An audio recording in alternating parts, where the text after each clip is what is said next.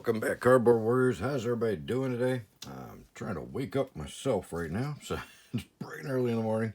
Alright, let's get into box number 2 of Dungeons and Dragons Adventures in the Forgotten Realms with these gorgeous showcases.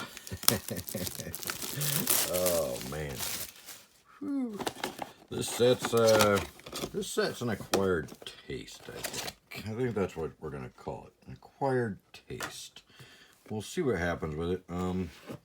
Prices are, kind of weird, but, that's to be expected a week before release here.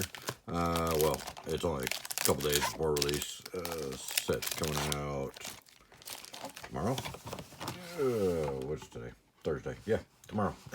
So, we'll see what happens after release, obviously, with the prices. The prices are always a little wacky before release, and then usually wacky till about 30 days after release, and then it starts to kind of mellow out a little bit. Here's our first art card. Actual decent art card. Nice. So we'll see. So apparently every pack that's in the set boxes, this first card is going to be one of the showcase cards, just to really hit you with that right off the bat, because anyway. Now something I'm noticing is the commons and uncommons are pretty much the same amount in these set boxes, so that's kind of weird. All right, fighter class for our first rare, Lair the Hydra for our second rare, and Grizzleaxe Ithlid Scholar for our third rare. So first pack's a 3 rare pack. Can't complain about that too much. And then Tomb of Annihilation for our token. So you do get according to the first box here, we did get a decent amount of those dungeons, which I kind of figured. I kind of figured they'd make sure that those were pretty accessible, because that's going to be a pretty big mechanic for this set going forward here. Iron Golem. So I'll try not to complain about what I think about these showcase cards, the entire box opening like I did the last one there. Flame Skull for our first mythic. Nice, not bad. Spoils of the Hunt for our foil, and then advertising. All right. I don't know. Some of the cards on the set look really good. I think the showcases were an epic failure here, and I don't like the lands. What do you guys think about these land cards? They're not cool. I don't know. They just don't look cool. They just look boring. Alright, Orb of Dragonkind for our next rare, and a common foil, and a Fairy Dragon token. Haven't seen that one yet, I don't think. If I did, I just wasn't paying attention. Alright. I think this is kind of a cool concept, putting the specs, so I guess you can use this art card as a character in D&D. At least that's what I think it is. And our first Evolving Wilds with the dungeon module showcase. It's kind of surprising. I was looking at the price list this morning, and it seems like some of the dungeon modules are the most expensive variants of some of the cards, which is very surprising. I didn't think anybody really liked these showcases as much. Froghemoth, I love that guy. The name is hilarious. Treasure token. All right. But there is some really good cards in the set as far as abilities. It's just, I'm not a fan of the art, but some people probably are. Especially the old school D&D players probably like the nostalgia of this art style, I guess. Floop. And Delina Wild Mage. I don't think we got that one in the first box, so that's pretty cool. Oh, dice roller. It's a dice roller. Lost Mine of Fandelver for our next dungeon card there. I guess my overall opinion on the set is that I just don't like the looks of it, but I'm glad that they didn't go too overboard on the Dungeons and Dragons mechanics, although they did do a lot. Deck of Many Things. I don't think we got that in the first one.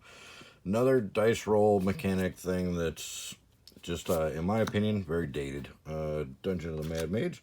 And what I mean by dated is I don't think it's going to stand the test of time. It's just you're relying on chance. I don't want to build a deck that relies on chance. I don't know if you like to build decks that rely on chance. I mean, sometimes people build meme decks like that just to have fun, but for the most part, I don't think we're going to see competitive decks with dice rolling in them. I mean, it's just, I don't think any real serious players are going to leave things to chance like that. Black Staff of Waterdeep. And our first list card, the Arcane Teachings. I don't know where we're going to do these piles here. These set boxes always have so many variants and so many different things, and these art cards need a pile, and it's just too much. I do like this. I like that they did the extended art on all the different colored dragons.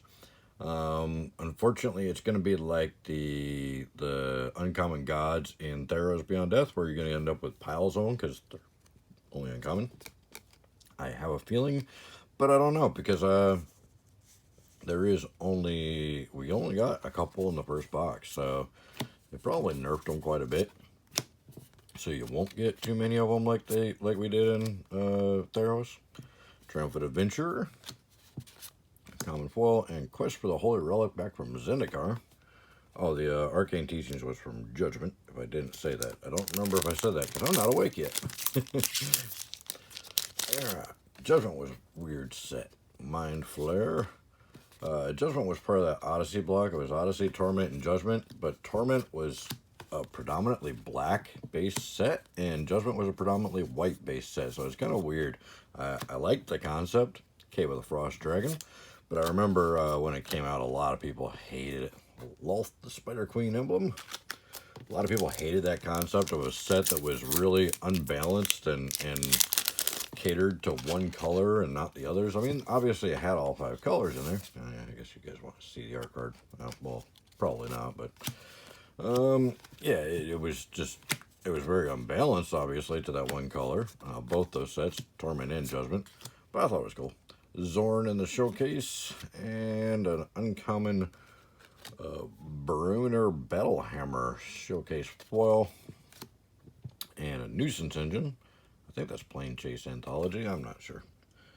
I don't know that logo yet, or emblem, or whatever it is. Set symbol. And I thought it was a cool concept, though, having the sets be catering to one color. Just kind of, I thought they were going to do all of them, though, but I think just because of the way that the first couple were perceived, they decided not to continue it. Mind Flare again. And Common Foil, and Fairy Dragon. So, I don't know. Let me know what you guys thought. If you guys were around back then with Torment and Judgment, and let me know what you thought of having the sets completely based on one color for the most part. I mean, all 5 colors were in there, but it was definitely a black heavy set and a white heavy set. Oops, showcase. Let's get the showcase separated. I don't know why. White and a Loyal Warhound. Good old doggo, and a minigame. I just liked it because it was different, I think. They were trying to do different things, trying to spice it up a little bit instead of doing the same thing over and over and over with every expansion set, you know? I thought that was cool. And, you know, I mean, I guess you could say that about this, too. They're doing something a little different. Treasure Vault. Treasure Vault, it's possible Treasure Vault may see some future love there. Tech from Invasion. So we'll see. We'll see what happens with that one. It's not big on the price list yet, I don't think. I think the only one that's on the kind of price list really is the the dungeon module version, which is weird. Ebon Death, the Dracolich. Nice for a 3rd mythic. And a treasure token.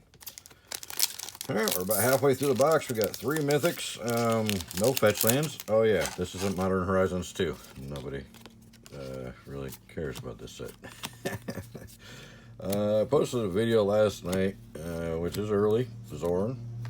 Usually those videos do pretty good, Monk class, but it doesn't look like it's getting too many views quite yet, so we'll see what happens, but this set just isn't being talked about or really doesn't seem like people are really looking forward to this set. I mean, obviously we're gonna have to blame Modern Horizons 2. Vorpal Sword, gray rare. Tomb of Annihilation. Because Modern Horizons 2, let's face it, is one of the best sets that's ever been released.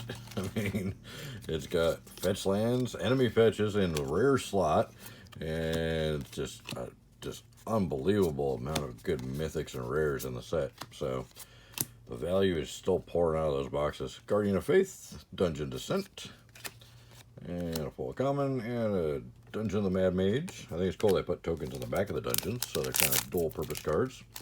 That was a good idea. So yeah, I'm not sure. I know just Modern Horizons 2 is just an epic set. So anything that comes out after that for the next few months, probably. Inferno with the Star Mounts, one of the most valuable cards in the set for our next mythic. That's nice. And a common foil in the showcase. I do like the way they did the showcase foils, kind of. Just doing that background. It's kind of neat.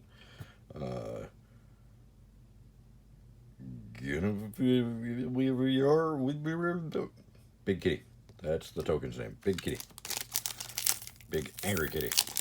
Looks like my cat when I don't feed him when he wants food. Frost Giant. And Forest Showcase Common. And it looks like there's just as many commons as uncommons in this set. Or uncommons as common, I guess you'd say. Wizard Spellbook. Which, Wolf Token. Leaves the question. Do we actually have 4 rarities in this set? Or do we just have commons and uncommons as the common card? And rares and mythics.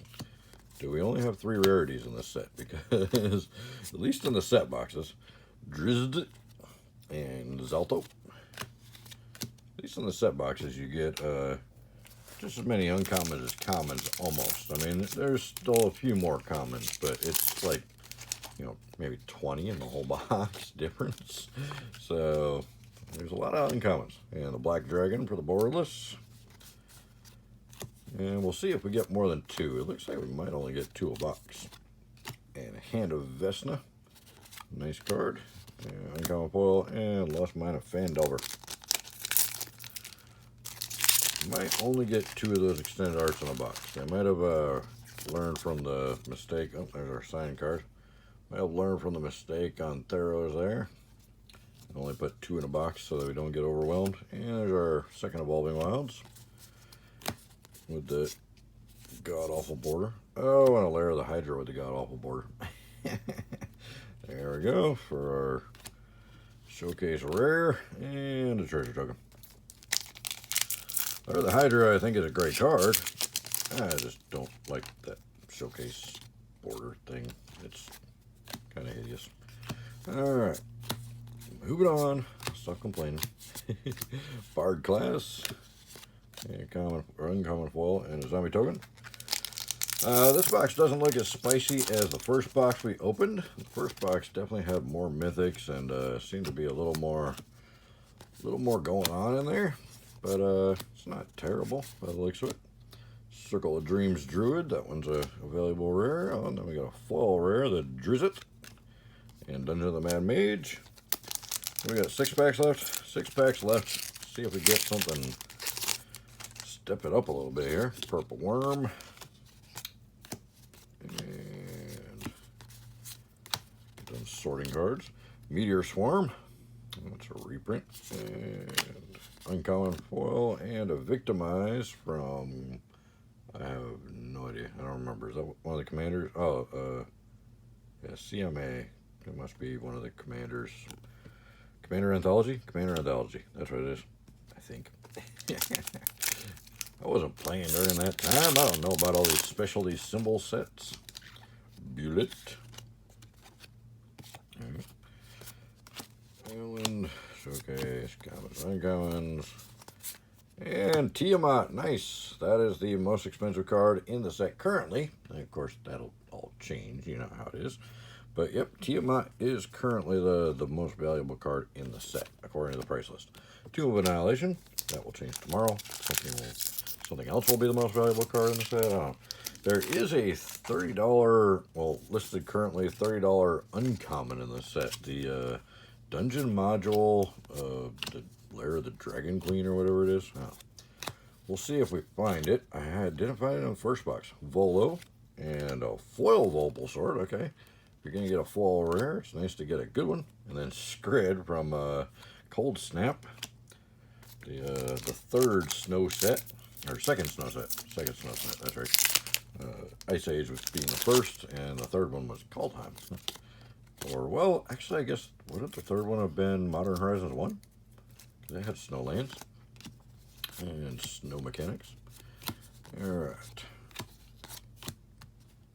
Yonti and a Long Rest.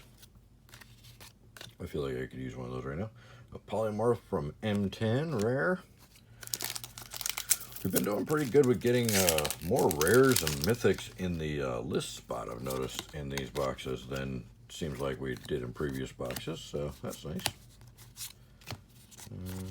There we go, the old Gnawbone in the extended art for our next mythic. That's spicy. So we are getting some really good mythics here in the close. That's nice. And a mini game. Alright, last pack. What's it gonna be? Alright. Hopefully we'll get that uncommon so I can show it to you guys. Kobold. I love kobolds. We don't. Alright. Bummer. Let's see what we get. We get a Westgate Regent for our rare, and then a +2 Mace, which is a goofy name for uncommon foil, and a Spider Token. So there you have it. We got I did pretty good on the list by the looks of it, as far as getting some decent list rares and stuff. We got a Polymorph, Scred, Victimize, the Tech, Nuisance Engine, Quest for the Holy Relic, and Arcane Teachings. Okay, I guess we only got 2 rares. 2 rares, 3 uncommons, 2 commons. Alright. So not as good as I thought. We got the Black Dragon and the Blue Dragon. So again, we only got 2 of these borderless dragons. I think they were the same ones, actually, as the first box. And we got the old Gnawbone in the extended art. We got the Tiamat, Inferno of the Star Mounts. So those are 3 of the more expensive cards. Ebon Death, Deck of Many Things, and Flame Skull. So we only got 6 mythics in this box. A lot less than the, like, what, 9 or 10 we got in the first box. But still, they were good mythics, so it looks like it's probably a decent box overall. Now, the price we're paying for these boxes right now is ridiculous. It's only because there's scarcity and everybody's cashing in on us, the usual. Everybody's trying to make a buck off of every little thing they see like this whenever there's a shortage at WotC, which is every set now. So, we'll see here. What do we get? Do we get any more foil rares? Nope, no more foil rares. Okay, so we got 2 foil rares. We got the Drizzt and the Vorpal Sword, which is a great foil rare to get. So there we go. We got some good rares. Looks like some good cards. I just don't think people are really into this set as much as Wizards thought that we would be. I don't know. I guess maybe the D&D players are late to the game and they just haven't realized that there's a D&D set out. Because I mean, let's face it, if you're a D&D player, you can probably just buy this set and play like D&D card game basically out of it. And then of course, if you get into it, you can add more down the road. I just noticed that this girl signs her cards with a kitty. Her O is a kitty. Her G? Is that a G? No, it's an E. Evan Fong. It's an E? How do you make a cat out of an E? Oh, I see. It's a kitty and then the E. Alright. Alright. Squirrel. Anyways, thank you guys so much for watching. Check out the description below. A lot of good links down there. Save you money, get you cash back on all your purchases, and really good sales on Amazon on some of the magic boxes right now. So I leave those links down there, and I try and update them whenever I find new sales. So keep checking my descriptions on my videos every time you watch one, so you can get those good deals, because I found some great deals on Modern Horizons stuff here recently. So, and then also other set boxes and whatnot that they were blowing out for like 80 bucks a box. So check out the description, check out those sale links. Anything you purchase when you use one of my links actually gets me a couple cents commission, because I'm the affiliate links there. So that really helps the channel. So thank you guys so much for everything, and we'll see you in the next one. Bye.